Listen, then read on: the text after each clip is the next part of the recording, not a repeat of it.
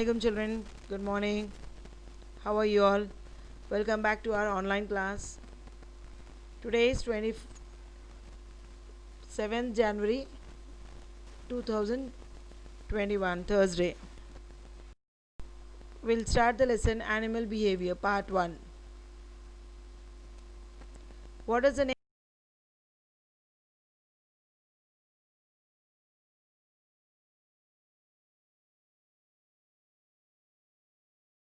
Animal behavior?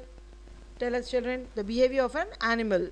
The way animal speaks, talks, eats, takes rest, lives, the way they eat their insects, their food.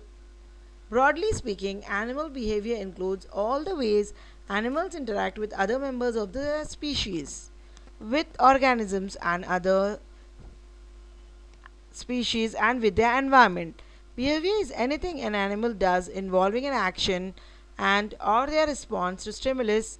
Blinking, eating, walking, flying, vocalizing and huddling are few of the examples of the behaviors. Behavior is broadly defined as the way an animal acts. Swimming is an example of this behavior. A behavior that an organism is born with is called innate behavior. These behaviors are inherited, something natural from birth they get, that is called inherited behavior. They don't have to be learned. Innate behavior pattern occurs the first time an animal responds to a particular internal or external stimulus. Ethology is the study of animal behavior. Normal behavior is that expected of physically or psychologically healthy animals. Keepers should be familiar with the full normal behavioral repertoires of the species and individuals they keep, including facial expressions, vocalization, postures, and activities. Instinct. Instinct behavior. The innate behavior is also called instinctive behavior, something which is natural. Instinct is the ability of an animal to perform a particular behavior in response to a given stimulus the first time the animal is exposed to the stimulus. In other words, an instinctive behavior does not have to be learned or practiced. It is something genetically which we get from our forefathers to fathers, from your parents to y'all. Instincts are defined as non learned inherited genetic patterns of behavior, generally ensuring the survival of a species. Common examples including spinning a web by a spider, nest building, and other maternal activities. Migration patterns of animals, social behavior in pack animals, since it is coded in your DNA. You don't have to learn it. You might refer to innate behavior as instinct. Innate behaviors include things like the need to sleep or adrenaline response to danger, getting something to eat, and when you are hungry is also an innate behavior.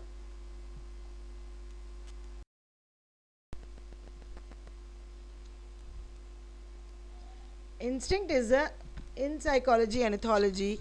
Imprinting is any kind of phase sensitive learning occurring at a particular age or a particular life stage that is rapid and apparently independent of the consequences of behavior. Imprinting is a specialized form of learning that occurs during a brief period in young animals such as duck. Imprinting on their mother and operant conditioning, an animal learns to perform a behavior more or less frequently through a reward or by punishment that follows the behavior.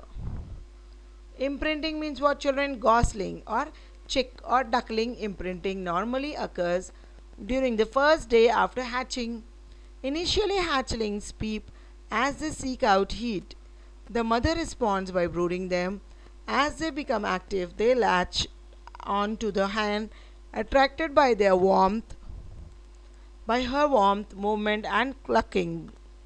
Duckling will often imprint on humans, especially from the time of hatching until they are up to 5 days old, though there may be cases of imprinting that have occurred later, especially if there are no other ducks around. Imprinting refers to a critical period of time early in an animal's life when it forms attachments and develops a concept of its own identity. Birds and the mammals are born with a pre programmed drive to imprint into their mother. Got it, children? Imprinting has been used by mankind for centuries in domesticating animals and poultry. Imprinting is proposed to have evolved because it enhances evolvability in a changing environment. It protects females against the ravages of invasive trophoblast or because natural selection acts differently on the genes of maternal and paternal origin in interactions among the. Got it? See the pictures, you'll understand.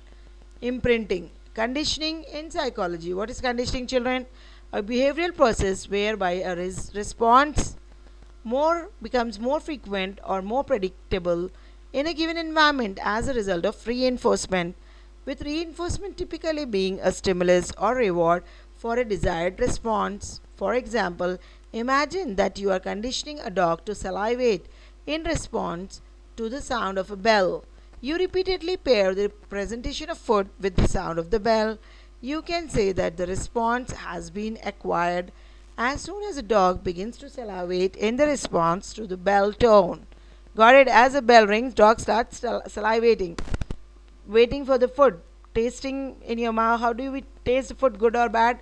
In our mouth, the white, what is there in our mouth when there is no food, no water? Saliva, it is called.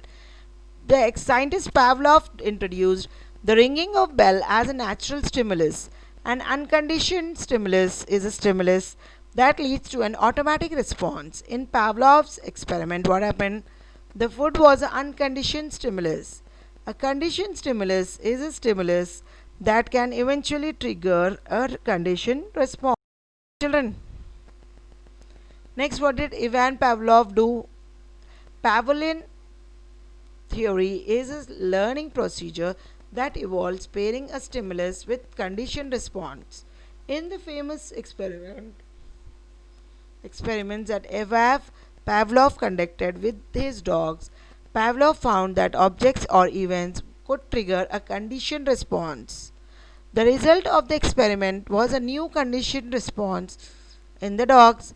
Classical conditioning is a form of learning whereby a conditioned stimulus CS has become associated with an unconditioned stimulus US in order to produce a behavioral response known as conditioned response. CS, got it, children? Conditioned response, CS, conditioned stimulus.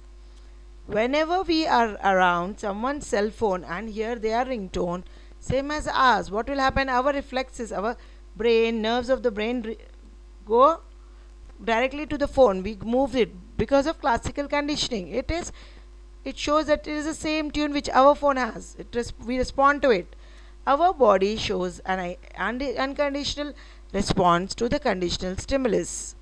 For example, imagine that you are conditioning a dog to salivate in response to the sound of the bell. Got it?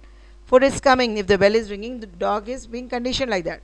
Food is coming, so it's waiting eagerly for it. You repeatedly pair the presentation of food with the sound of the bell. You can say the response has been acquired. Understood? Acquired as soon as the dog begins to salivate in response.